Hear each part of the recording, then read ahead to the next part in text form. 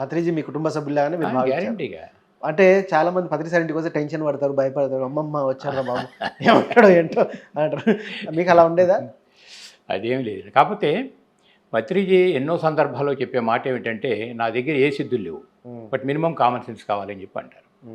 Common sense అనేటటువంటి పదం ప్రతి చోట ఉపయోగపడుతుంది. అది నిత్య జీవితంలో ఒక వ్యక్తి ఎలా జీవించాలి అన్నదానికి కామన్ సెన్స్ అనేది చాలా ఎక్సలెంట్ పదం.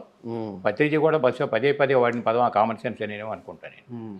అట్లా ఇంట్లో సారు వరకే మేము కూర్చుంటే ఎంత ఫ్రీగా, ఎంత బోల్డ్గా, ఏ విధంగా జోక్స్ వేసుకుని నవ్వులు ఎలా ఉంటామని ఒక పద్ధతి అవుతుంది. సారు చూడటానికి నలుగురు వచ్చినప్పుడు మనం ఎట్లా బిహేవ్ చేయాలి కదా, వాళ్ళ ముందు రొటీన్లో ఉన్నట్లు ఉండకూడదు కొన్ని సందర్భాల్లో. ఎందుకంటే ఎంత నేను నీ గురువు కాదు, మీ శ్వాసే మీ గురువు అని చెప్పని పత్రిక గారు చెప్పినప్పటికీ కూడా గురువు దగ్గర విద్య నేర్చుకోవాలంటే ముందు మన వినయ ధర్మంలో రావాల్సింది.